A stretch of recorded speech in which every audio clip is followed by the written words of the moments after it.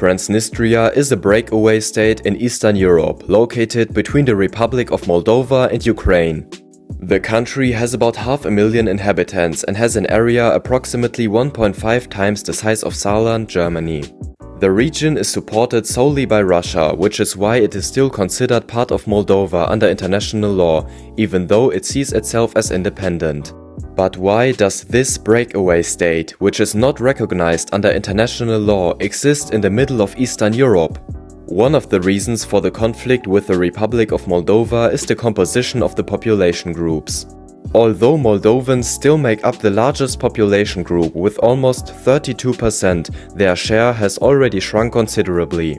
Russians now make up the second largest population group with a share of 30%. Which is why Russian is now spoken more frequently than Moldovan, especially in the cities.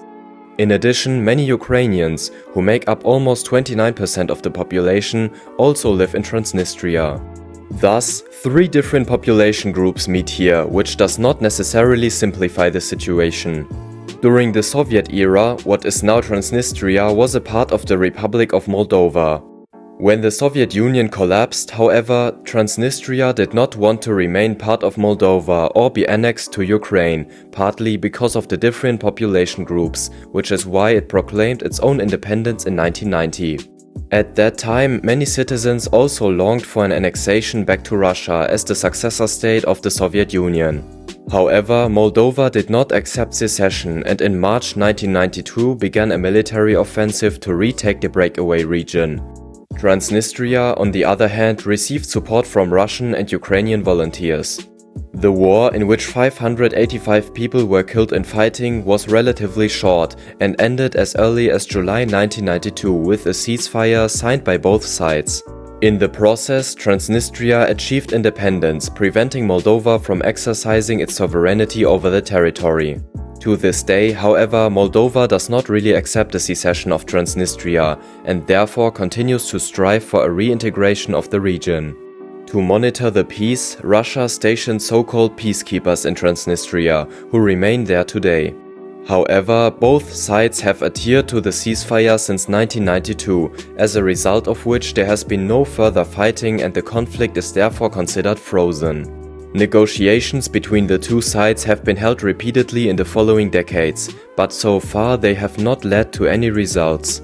In a referendum in 2006, the citizens of Transnistria voted with 97.1% in favor of maintaining independence and a later reunification with Russia. For this reason, reunification with Moldova is very unlikely. However, the country is still not recognized as an independent state by any member of the United Nations.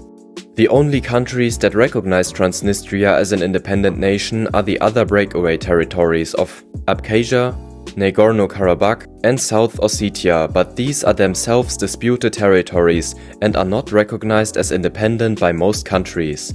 Nevertheless, the country has its own constitution, government, military, currency and also issues its own passports. The capital of Transnistria is Tiraspol, with a population of about 130,000. The city seems to be partly stuck in another time. Due to the Lenin statues and the Soviet architecture, the city looks like a relic from the USSR. Since the independence 30 years ago, the city was also affected by a strong exodus. Due to very few economic prospects, at least a third of the inhabitants have emigrated. Wages in Transnistria are even lower than in Moldova, which is considered the poorest country in Europe. Regarding the economy, it is also important to mention the company Sheriff. In 2020, this company alone accounted for 60% of the region's total economic output. Because of this power, the company has a great influence on politics, and there's always talk of corruption and money laundering. The area is still under strong Russian influence today, which is why approximately 1,200 to 1,500 Russian soldiers are still stationed there. Similar to the Ukrainian regions of Donetsk and Lugansk, which also have a high Russian-speaking population, Russia sees itself as the protective power of these regions.